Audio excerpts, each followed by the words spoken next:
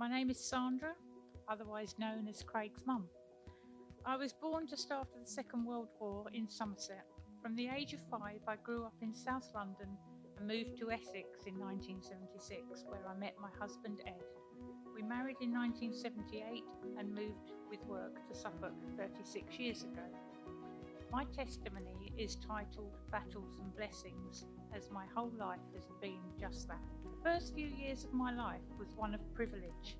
Then on the day of my 11 plus exam, the most important person in my life, my dad, died. Mum was left a widow with 3 children and poor health. She didn't cope well being a widow, and at the age of 12, I found myself being the mother of the family. We were often penniless, had very little food, and when we couldn't pay the bills, we had no gas or electricity. Life was pretty miserable. By the age of 18, I'd left home, had my son Mark, and married his father. I soon realised I was in an abusive relationship. Aged 21, I had my second son, Craig. My husband was being unfaithful and physically abusive towards me. I had no option but to return home to Mum. Sadly, a few weeks later, my mum died unexpectedly.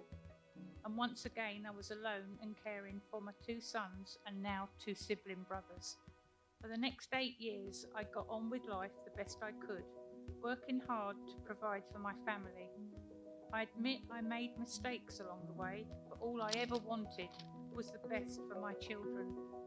1 James chapter 2 verse 3 says, "Consider it pure joy, my brothers and sisters, whenever you face trials of many kinds, because you know that the testing of your faith produces perseverance." Then, at last, a turnaround. I met my husband Ed.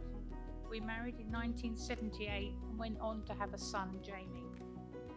Ed has always been a good father and role model to all 3 sons. What a blessing. I settled into a good marriage, enjoying my career, first in law and then working with children in care for over 20 years. We had a nice home, food on the table, and so much more. But little did I realise that Craig had become a drug addict. All too soon, I was faced with my biggest battle, this time with cancer. On top of this, my youngest son Jamie was fighting in Iraq, and Craig's addiction was spiralling. It seemed all too much to bear, and I found peace in my local church at Risby. I remember Father Peter telling me that God would not let me endure more than I could handle. He visited me weekly and prayed for me. That was the first time I felt there really was a God, as I managed to deal with all these battles. 1 Peter chapter 5 verse 7 says, "Cast all your anxieties on him because he cares for you." I joined an addiction family support group which helped me to recognise that I was enabling Craig, how best to support him, to put down boundaries, and most importantly, how to look after myself. I now run this group myself. Eventually, Craig admitted that he also needed support and went into rehab. He's now 3 years clean.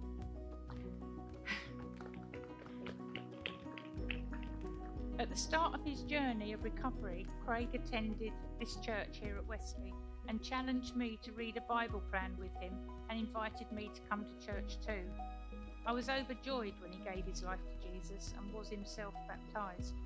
With regular attendance, I felt that God was speaking to me as well, and I gave my life to Jesus in August 2019.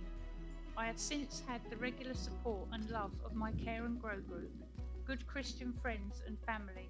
I can feel my faith growing week by week, and I am a much calmer person. I always said that I would know when the time was right for me to be baptised. This past year has certainly made that clear to me. My husband has ME and long COVID. He has had to give up work and take early retirement. We have had very little income, but we wake every morning with a positive attitude and determination to make the most of every day. I pray each morning giving thanks to God for looking after us and giving me peace and calm in all the storms of life. And I'm reminded of Psalm 23, "The Lord is my shepherd, I shall not want. He maketh me to lie down in green pastures, and leadeth me beside still waters. I chose to be baptized today to share with you all that I believe Jesus is real, that he loves me, that he died for me, and that I want to continue my life for him.